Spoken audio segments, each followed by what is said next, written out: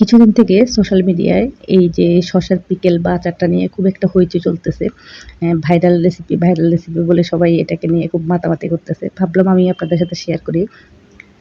তো এই রেসিপিটা আমি অনেকবার করিয়েছি, বাসায় খেয়েছিও। এটা খেতে কিন্তু আমার কাছে খুব ভালো লাগে। আপনার বাসায় যখন কচি শসা থাকবে না বা কাঁচা শসা থাকবে না, তখন কিন্তু আপনি এই আচারটা বের করে খেতে পারেন। এটা সংরক্ষণ করা যায় অনেকদিন। তো এটার জন্য আমি এখানে ৩ টি শসা নিয়েছি। শসাগুলো খুব কচি।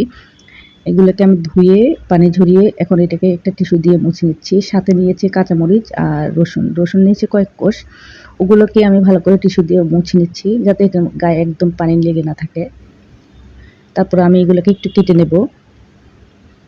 মরিচগুলো কিন্তু একদম কুচি নিয়েছি, যেহেতু এটা ঝাল হবে না এজন্য। আর এই আচারটা কিন্তু আপনি স্যান্ডউইচের সাথে খেতে পারেন, বার্গারের সাথেও খেতে পারেন, অথবা আপনি এটা যেকোনো আপনি ধরুন মাখামাখি করলেন, মুড়ি মাখলেন বা অন্য কিছু, তখন এই শসাটা কুচি করে এখানে দিয়ে দিতে পারেন। এটা কিন্তু একটু টক হয়, খেতে কিন্তু খুবই ভালো লাগে। তো আমি কাঁচামরিচ, রসুন আর এই যে শসাগুলো কেটে নিচ্ছি।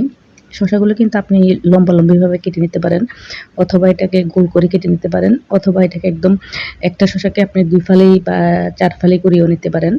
তো আমি একটু ছোট করে কাটতেছি যাতে বয়মে রাখতে সুবিধা হয় বা বের করে খেতেও একটু সুবিধা হয়। সাথে আমি এখানে ২ টো শুকনো মরিচ নিয়েছি। মানে এটা একদম শুকনো যে মরিচগুলো হয় সেটাও। আপনারা কিন্তু চিলি ফ্লেক্স যেটা হয় সেটা ব্যবহার করতে পারেন। কিন্তু আমি খুব সহজভাবে দেখাচ্ছি, বাসায় থাকা আপনার উপকরণ দিয়ে আপনি এটা বানিয়ে নিতে পারেন। তো আমি সবগুলো কাটা হয়ে গেছে। এখন আমি একটা কাঁচের জারের মধ্যে এটা নিয়ে নিচ্ছি। আমি কাঁচের জারটা কিন্তু আগে গরম পানি দিয়ে খুব ভালো করে ধুয়ে এটাকে একটা টিস্যুর সাহায্যে মুছে নিয়েছি যাতে জারের মধ্যে কোনো রকম পানি না থাকে। তারপর আমি কেটে রাখা সবগুলো উপকরণ এটার মধ্যে দিয়ে দিলাম। দিয়ে শুকনো মরিচগুলোও দিয়ে দিলাম। দিয়ে এটার মধ্যে এবার আমি হাফ কাপের থেকেও বেশি ভিনেগার দিয়ে দিয়েছি। সাথে দিয়েছি ১ ফালি লেবুর রস। এই লেবুর রসটা অপশনাল, আপনি চাইলে দিতে পারেন, নাও দিতে পারেন। আর দিয়ে দিলাম আমি ১ চামচ চিনি। চিনিটা আমি উঁচু করে দিয়েছি। সাথে একটু বিট নুন আর এমনিতে একটু খাবার নুন ওটা দিয়ে দিয়েছি। আর দিচ্ছি ১ কাপ ফুটন্ত গরম পানি। গরম পানিটা এটাকে আমি খুব ভালো করে ফুটিয়ে নিয়েছি, সেই পানিটা দিচ্ছি। আপনারা কিন্তু পানি ফোটানোর সময় ইচ্ছা করলে ভিনেগারটা পানির সাথে মিশিয়ে নিতে পারেন। তবে আমি মিশালাম না।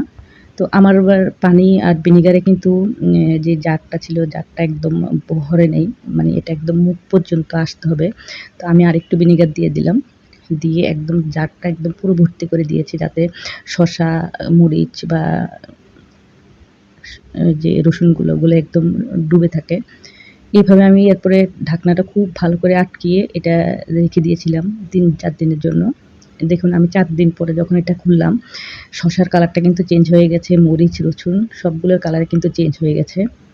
তখনই বুঝবেন যে আপনার আচারটা রেডি হয়ে গেছে। এটা আপনি কিন্তু ফ্রিজেও রাখতে পারেন, আবার বাইরে নরমালি রাখতে পারেন। এটা নষ্ট হয় না। তো এখন এটা খাওয়ার জন্য একদম উপযোগী হয়ে গেছে। এবার আপনারা বলুন আমার রেসিপিটা কেমন হলো? আজকে এই পর্যন্তই। সবাই ভালো থাকবেন।